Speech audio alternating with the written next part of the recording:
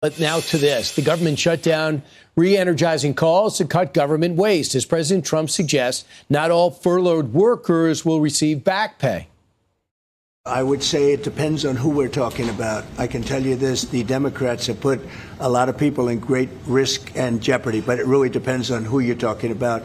But for the most part, we're going to take care of our people. There are some people that really don't deserve to be taken care of, and we'll take care of them in a different way.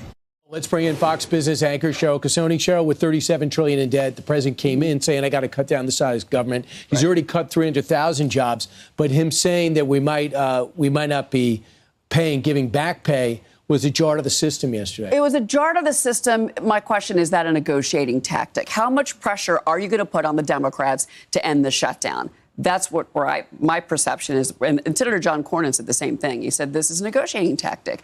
But at the end of the day, what they're talking about is there was this memo circulated at the White House yesterday from the Office of Management and Budget. This is Russ Vought, who we know has been very clear. There are programs he wants to cut, jobs he wants to cut. This is his chance.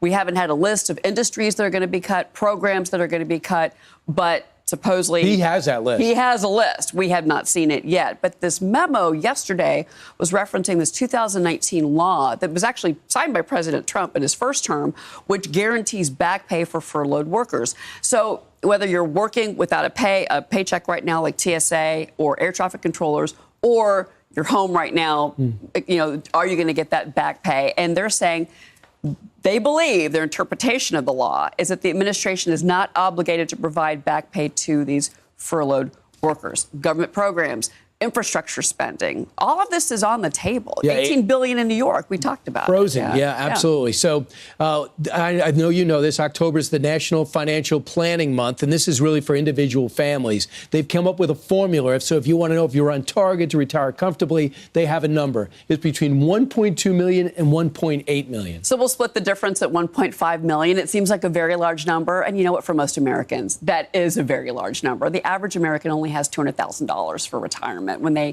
at the age of 65. But really the barometer here is take your salary, whatever you're making this year, you should have 10 times that when you retire at the age of 65. Right. And also where you retire is a big issue. What do you mean? What are some of the places we choose to retire? So the most popular, Massachusetts, Florida, Illinois, Kentucky, North Carolina. That's what's popular and where the most people go to retire. But the most affordable are not those states. West Virginia, Kansas, Mississippi, Oklahoma, and Alabama. And you have to think about, what do you want your retirement to look like? Do you want to have a good home? Do you want to be able to go shopping, go to restaurants, take vacations? That's the point of retirement, right? It is. Plus, you have Social Security. People say, okay, should we count on that? And that's something that's right now, it's going to go bankrupt in 4 years. Well, somehow they keep managing to figure out how to save Social Security. So let's hope that continues. But that is obviously one of the big three entitlement programs. And this is why we're sitting on $37 trillion in debt and why we keep having this discussion about fiscal responsibility in Washington. And in November of 2024, America said, we've got to get out of this fiscal hole. Maybe this is the chance this week during the shutdown. All right, so take some time and do some financial planning. It might be painful, but if you need it, maybe by an eye-opening experience to find out where you're at. Maybe you can make some adjustments. So the average, according to data, households between 65 and 74 age range on the 2022 survey you mentioned have only $200,000. So it's not a lot of money. All right, Cheryl, thanks so much. Appreciate it.